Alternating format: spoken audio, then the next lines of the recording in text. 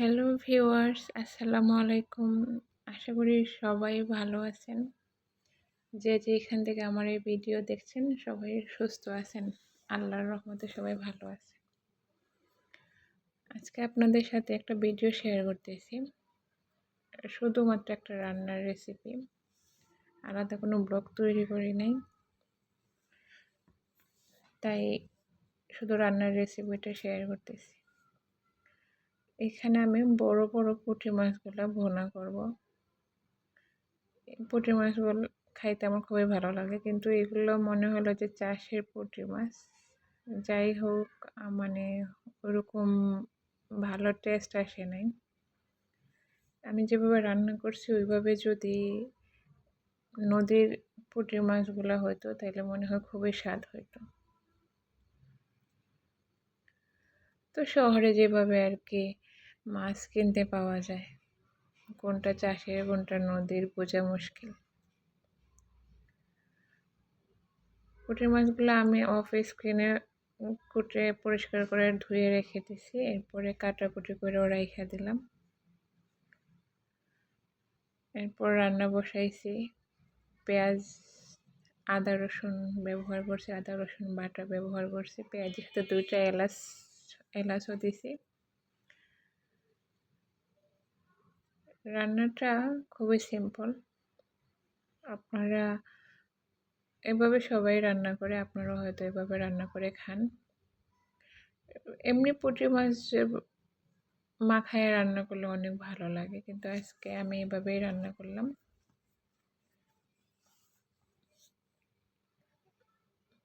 তো ভিউয়ার্স, অনেক দিন হয়ে গেল আমার চ্যানেলটা আমি ওপেন করছি।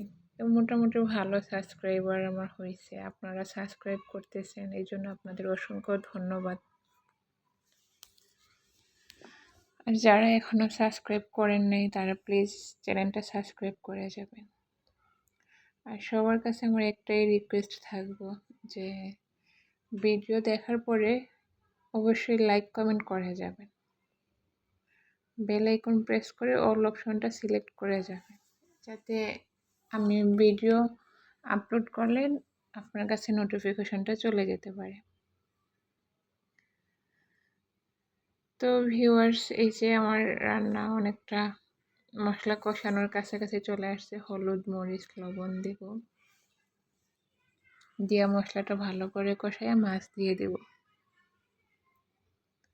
আপনাদের আমি আগের ভিডিওতে বলছিলাম যে আমরা বেলকনিতে সবজি টবের মধ্যে সবজি বীজ চারা লাগাবো। অনলাইন থেকে অর্ডার করে আনছি সবজির বীজ, সাথে সবজি রোপণ করার জন্য মাটি। আশেপাশে আসলে কোথাও থেকে মাটি আনার মতো জায়গা নেই। তো আমি যেখান থেকে মাটি আনছি, কিছু মাটি আশেপাশে একটা জমি থেকে নিয়ে আসছে আপনাদের ভাইয়া।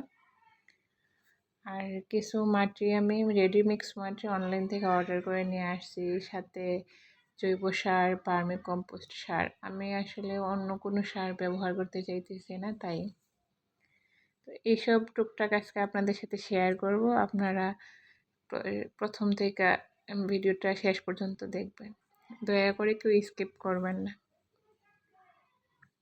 অনেক ধরনের সবজির বীজ আনছি, সবগুলাই আমার মনে হচ্ছে হাইব্রিড, আর সবগুলোই 12 মাসি সবজির বীজ। এর মধ্যে কিছু সবজির বীজ চিনতেই পারতেছি না আসলে এগুলো কি হবে, তাই ওইগুলা রোপণও করতে পারি নাই বীজগুলা। আপনারা যখন থাকবেন দেখবেন, আপনারাও কিছু বলে দিবেন। রান্না প্রায় কমপ্লিটের মতো। আমি এখন কয়েকটা আস্ত মরিচ ভাঙা দিয়ে দিব, এতে ফ্লেভারটা ভালো আসে। আর আমি আসলে শীতকাল না, আমি সব সময় ধনিয়া পাতাটা খাই সব তরকারিতেই, আমার খুবই ভালো লাগে। আমি মনে করি বাজারে যে কিনতে পাওয়া যায় ধনিয়া গুঁড়া, ওইটার চাইতে ধনিয়া পাতাই আমার কাছে বেশি ভালো লাগে। ওইটা আমি খুব কম ব্যবহার করি অন্যান্য তরকারি রান্না বান্নাতে, কিন্তু মাংসতে ব্যবহার করি ধনিয়া গুঁড়াটা। লবণ একটু কম মনে হয়েছিল তাই আর একটু দিয়ে দিলাম। আর এমনি সব তরকারিতে ধনিয়া পাতাটা ব্যবহার করি। দেখেন রান্নার লুকটা কেমন হয়েছে, ভালো লাগলে জানাবেন কেমন হয়েছে।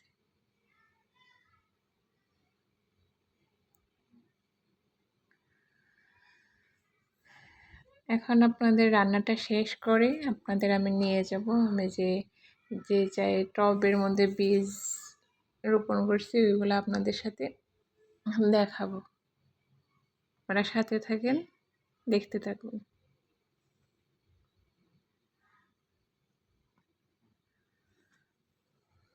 চ্যানেলটা কীভাবে এগিয়ে নিতে হবে, অনেক ভালো ভালো ব্লগ তৈরি করতে হবে, কিন্তু আসলে ওইরকম ব্লগ করতে হইলে ওরকম ভালো ফোন ক্যামেরা ইউজ করতে হয়। আমার আসলে তো ভালো ফোন ক্যামেরা কোনো কিছুই নাই, এই জন্য আমি পারছি না।